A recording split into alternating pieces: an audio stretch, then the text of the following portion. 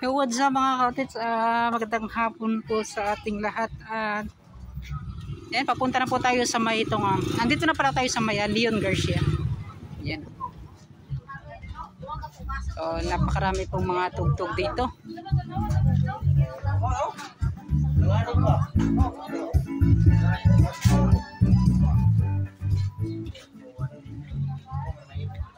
Yan. At yan, malapit na tayo sa ginagawang Davao Coastal Road. Oy, shout out boss. Shout out. Yan. So yan mga kautits, titingnan natin kung ano po yung mga balita.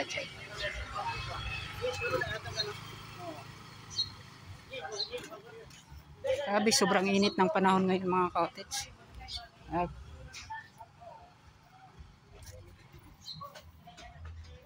Ito na pala yung mga makikita natin dyan. Oh. So ito po yung kanilang pumping station. Yan. May ka-shoutout pala kay Sir Samuel Ricaport. Yan. Taga dito siya sa solid supporters natin yan. Taga dito sa may Leon Garcia.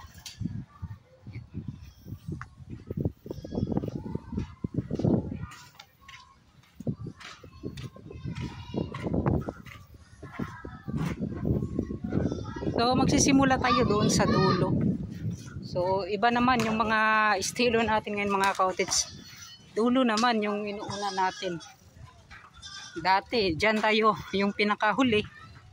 Ngayon dyan yung pinakauna. Kasi doon kasi tayo nauna sa pag-update sa may tawag nito. Sa may doon sa may Air Castillo. At kita naman ninyo kung ano yung mga nagbago doon. Doon sa may Match at Altirado General Hospital. Yan. So ito yung mga nakita natin, yung mga poste or parang pundasyon ata to. Para sa gagawing minor bridge dito sa may Leon Garcia. Yan. So nakaharap talaga sa itong pumping station. Para labas-pasok talaga yung mga tubig kanal papunta diyan sa dito sa may karagatan. Yan.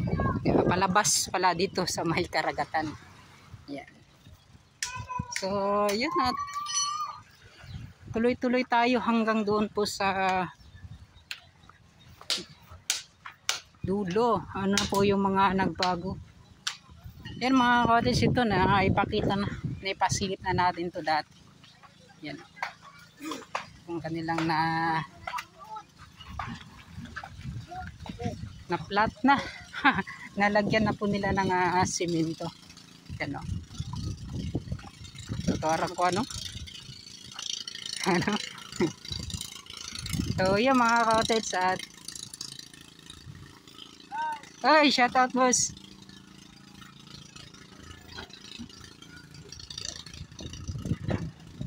So ito mga kautits, napakalawak pa dito.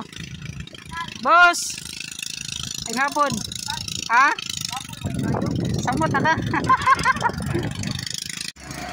Yo, what's up mga kautits? Magandang hapon po sa ating lahat. So yan o.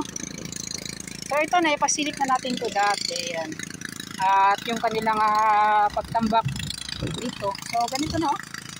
Kunti na lang po yung mga makikita natin, mga mataas po na mga buhangin. So kanila pong itinambak na.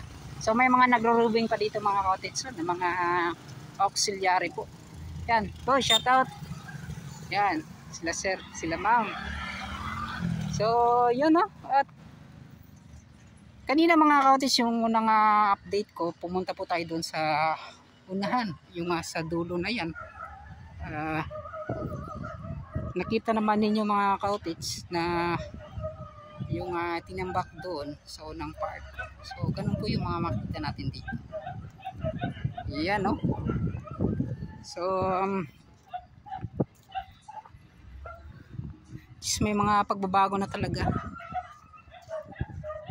So yung dating bato dito na nakalagay dyan, so kanila pong kinuha at inireprap po mga ka-outage. Yan o. So ganoon din siguro doon mga ka-outage. Tatanggalin din yan. So ay katulad din ng ganito.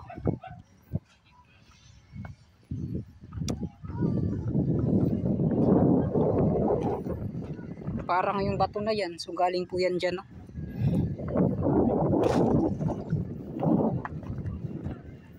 So yun, pasensya na po kung medyo may mali-mali po yung mga parang mga nasabi natin. Yan, may mga masabi tayong mali. So pasensya na po mga ka-outage. At makita naman natin mga ka-outage, kunting-kunti na lang talaga sa pagtambak ko, yung dulo na yun. So dyan talaga yung boundary meron sila.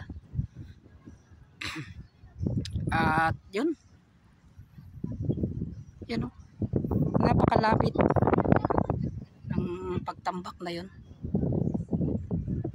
Kapag dandun ka, napakalayo po mga ka-outage ha. Dito kitang-kita talaga.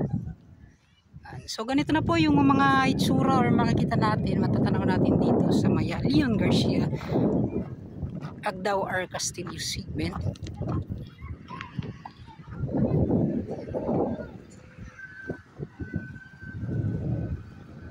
So maya mga ka-outage, mga alas 4 ay magsisiuwi na po yun sila. So yun nga po, 4 PM po. Yan po yung kwan talaga nila. Out kasi nagtrabaho lang po sila ngayon, parang overtime. Yan mga ka-outage, para may mga matapos din sila ngayong araw. So ito na yung mga mangilan-ngilan na tao na naliligo dito sa dulo po. At yan mga ka-outage, inulit ko yung SIDC bridge. Hintay-hintay lang po tayo. Yan. So tingnan natin ano po yung mga makuha nating update doon.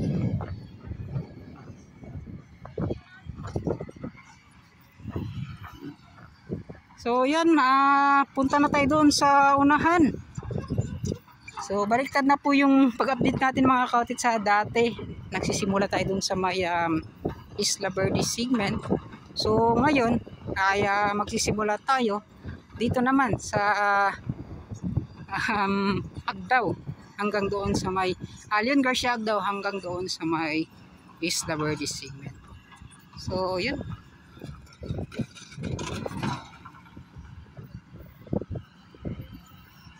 At dito na nga mga ka-outage.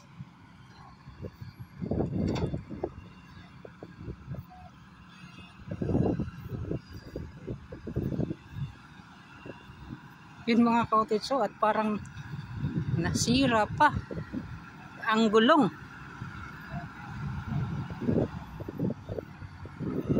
Yan oh. Yung kanyang gulong natanggal. Boss! Natanggal man. Imbis pa uli na. Boss.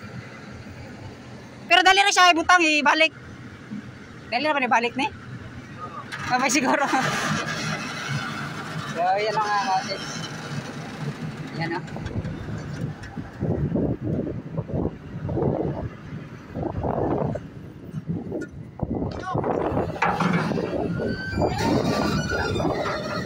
So yun ayusin yun mga ka-outage. Papauwi na sana. Na tanggal pa yung yung gulong ng bakal na gulong ng backhoe. Boss, man na trabaho? Man na no? Tuloy-tuloy na gida na yung kwan no? Unsa man ay kwan? Siminto man tayo niya, binakog CR. So kaya mga ka-outage para di talaga mabasa, napakarami pa naman yan.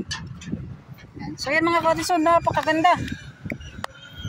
So ito yung sinabi ko na pagkagawa nila mga ka-outage na di na kailangan ipifinishing pa. I-retouch na lang to. Kasi yun nga po, parang naka-finishing na po siya para naka-plaster na. So napakaganda ng kanilang paggagawa nitong tawag nito, nitong wave deflector. So ito po ay napaka-solid, napaka-tibay ng wave deflector na kanilang ginawa dito. Yan o. So i-retouch na lang yan ng konti mga cottage. Yan o. Okay na po yan dito sa taas. Yan. So it's a good idea. Napakaganda.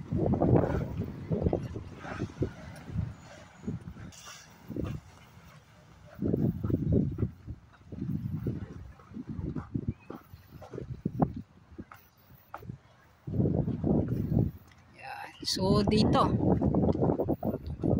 at ngayong araw ngayong buwan September 10, so makita natin bare months na. So sana tuloy-tuloy na po yung pagganda po ng panahon at wala na yung habagat, yung mga malalakas na alon. Yan. Yung makita naman ninyo yung minor bridge mga cottage na kanilang gagawin. Yan. So tingin ko pinapakuan pa ito nila mga cottage para nga pinapatibay talaga nila yung ibinuhos nilang mga simento dyan. So para po lagyan, pagawan ng coping and then lagyan ng girder. Yan. So ito na nga mga cottage yung pagbabago dito banda. Halos parang nakakuha na talaga, nakakulong na yung mga areas na nandito.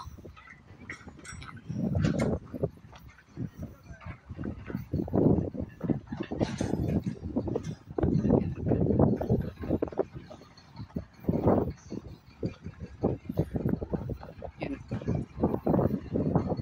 So dito mataas na pala oh.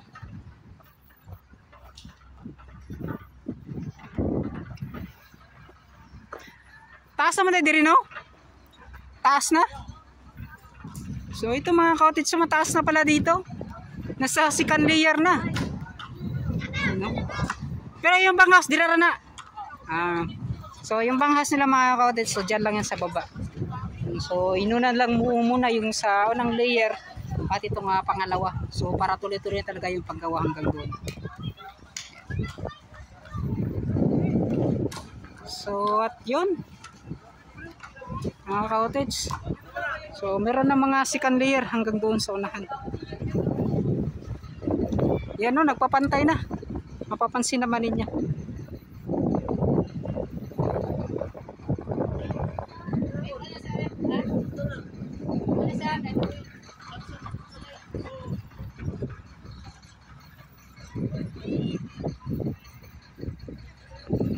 Yan o.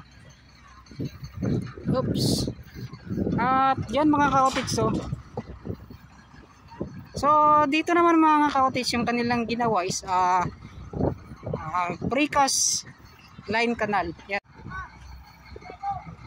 So yan mga ka-cottage, yung paggawa nila ng precast na line canal. So dito banda. At din doon mga ka-cottage, pantay na yung mga second layer sa paggawa hanggang doon sa unahan.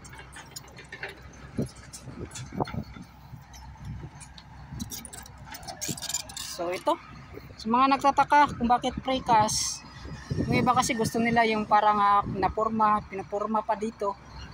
So nakadepende na lang siguro yan sa paggawa kung matibay ba or hindi. Parang sa tingin ko mga cottage, matibay din naman yung kanilang paggawa.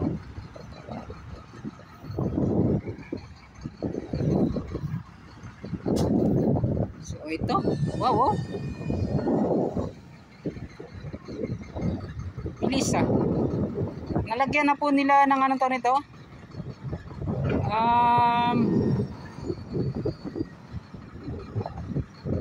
dito banda.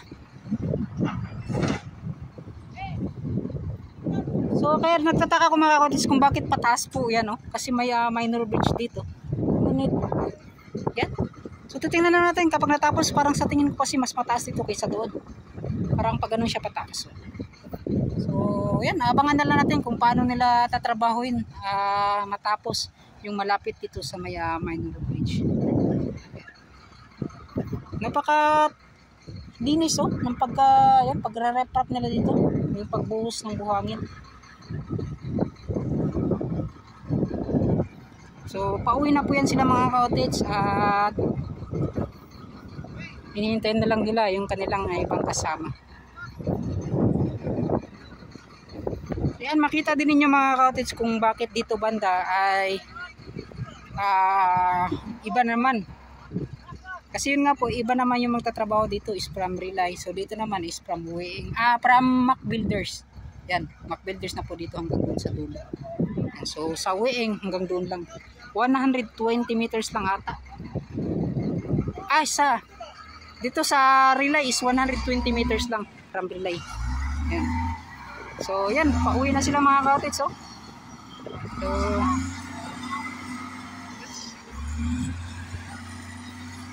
hindi kami shoutout sa inyo. Kasi dito banda yan, oh. Kita naman ninyo yung kanilang nagawa na.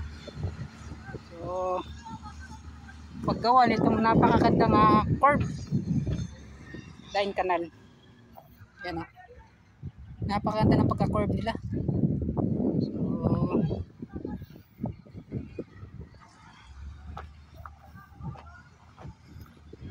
At meron pa talagang kulay, oh.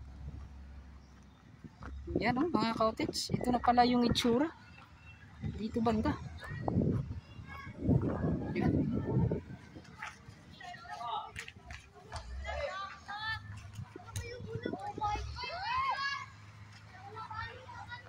So ito mga cottage, kita naman ninyo. Hoy, shout out. Yan, so may mga bata na naglalaro dito. Yan, shout out. Hoy, shout out. Yan, shout out. Hanggang doon na tayo. So ito parang temporary po muna to na kulay. Parang ito po ay unang paglagay lang para makakuha lang po mga cottage makulayan. Tapos siguro may pangalawang pagkulay pa dyan para talaga mapaganda. Yan, oh.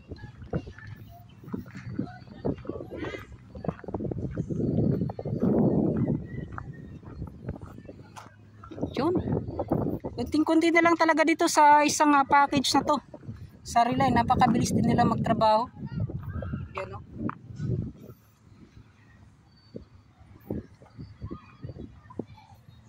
So, kunting patag na lang. Tapos paglagay ng asphalt. Yan. So, sila boso taro.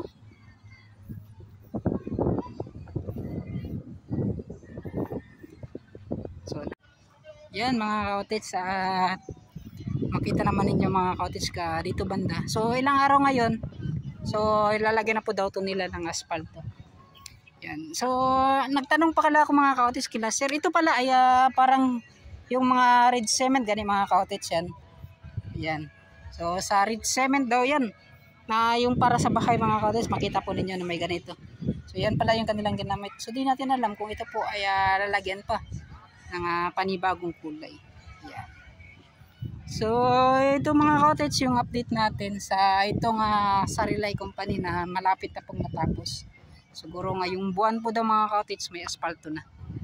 Yan. So dito naman na part na to ay ito na po from UBI na po yan hanggang doon sa unahan. Yan. So ito na po ay magkonekta yung parang pababa na siya mga cottage hanggang sa ginagawang flyover. Yan.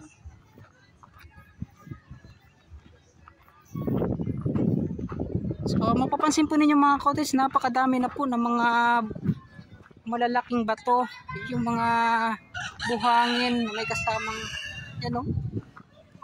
At may mga linyahan na po ng mga nylon para lagyan na po yan mga cottage. So yan mga cottage, pansinin nyo yung mga napakarami pong mga itinambak dito, bundok-bundok mga cottage.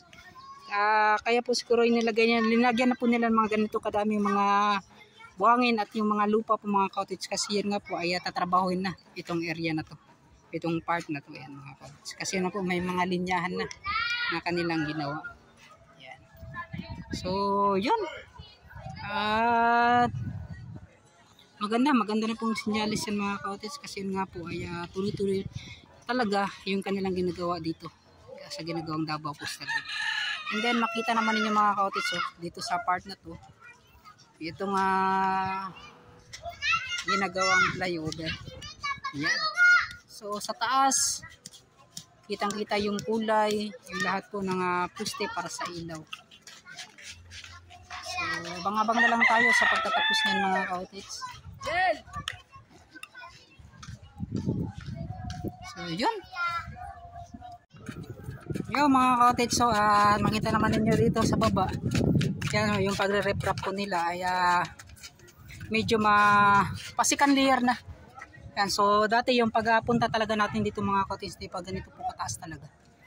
Yan, may mga pinaplastar na sa pagre-reprap. So yan, bumili tayo ng tubig. Maraming salamat sa tubig na to. So napakalaking tulong mga ka-outits. Yan, so yan o.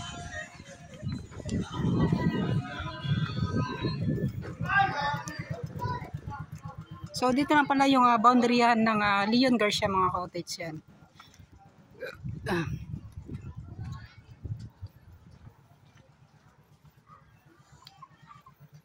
So ito na dati mga ka-outits, makikita natin dito ay purong dagat yan.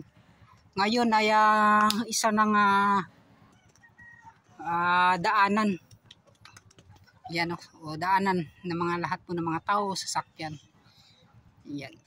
So ibang-iba na. Di na katulad ng dati. So dito aakyat tayo. Yan o. So i-update natin yung mga ka-outits sa second part po. Pagkatapos nito, tatapusin na po natin yung update dito sa may Leon Garcia Castillo segment. At tapos dito tayo. Yan o.